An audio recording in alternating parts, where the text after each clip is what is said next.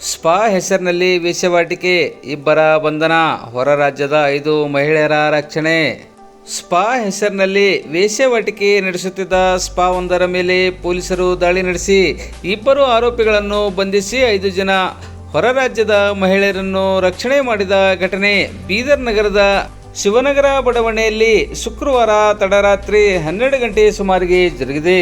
ಬೀದರ್ ನಗರದ ಶಿವನಗರದ ಟ್ರಾಫಿಕ್ ಸಿಗ್ನಲ್ನ ಸಮೀಪ ಇರುವ ಲೋಟಸ್ ಪಾದಲ್ಲಿ ವೇಶ್ಯಾವಾಟಿಕೆ ನಡೆಸಲಾಗುತ್ತಿದೆ ಎನ್ನುವ ಖಚಿತ ಮಾಹಿತಿ ಮೇರೆಗೆ ಜಿಲ್ಲಾ ಪೊಲೀಸ್ ವರಿಷ್ಠಾಧಿಕಾರಿ ಪ್ರದೀಪ್ ಗುಂಟಿ ಅವರ ಮಾರ್ಗದರ್ಶನದಲ್ಲಿ ಸೆನ್ ಠಾಣೆ ಡಿವೈಎಸ್ಪಿ ಎನ್.ಡಿ. ಸನದಿ ಅವರ ನೇತೃತ್ವದಲ್ಲಿ ಇನ್ಸ್ಪೆಕ್ಟರ್ ವಿಜಯ್ ಕುಮಾರ್ ಸೇರಿದಂತೆ ಪೊಲೀಸ್ ಅಧಿಕಾರಿಗಳು ಮತ್ತು ಸಿಬ್ಬಂದಿಗಳ ತಂಡ ದಾಳಿ ನಡೆಸಿ ವೇಶ್ಯಾವಾಟಿಕೆ ನಡೆಸುತ್ತಿದ್ದ ಇಬ್ಬರು ಆರೋಪಿಗಳನ್ನು ಬಂಧಿಸಿ ಜೈಲಿಗೆ ಕಳಿಸುವಲ್ಲಿ ಯಶಸ್ವಿಯಾಗಿದೆ.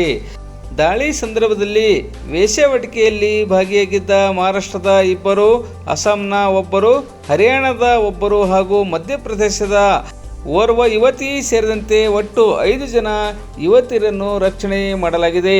ಈ ಸಂಬಂಧ ಬೀದರ್ನ ಮಹಿಳಾ ಪೊಲೀಸ್ ಠಾಣೆಯಲ್ಲಿ ಪ್ರಕರಣ ದಾಖಲಾಗಿದ್ದು, ಪ್ರಕರಣ ದಾಖಲಿಸಿಕೊಂಡ ಪೊಲೀಸರ ತಂಡ ತನಿಖೆ ಮುಂದುವರೆಸಿದೆ. ಜಿಲ್ಲೆಯಲ್ಲಿ ಸ್ಪಾ ಹೆಸರಿನಲ್ಲಿ ವೇಶ್ಯಾವಾಟಿಕೆ ದಂಧೆ ನಡೆಸಿದರೆ ಅಂತಹ ಸ್ಪಾ ಮೇಲೆ ದಾಳಿ ನಡೆಸಿ ಕಟ್ಟುನಿಟ್ಟಿನ ಕಾನೂನು ಕ್ರಮ ಕೈಗೊಳ್ಳಲಾಗುತ್ತದೆ ಎಂದು ಜಿಲ್ಲಾ ಪೊಲೀಸ್ ವರಿಷ್ಠಾಧಿಕಾರಿ ಪ್ರದೀಪ್ ಗುಂಟಿ ಇಂದು ಶನಿವಾರ ಸಂಜೆ 6 ಗಂಟೆ ಸುಮಾರಿಗೆ ಪ್ರಕಟಣೆ ಮೂಲಕ ಎಚ್ಚರಿಸಿದ್ದಾರೆ.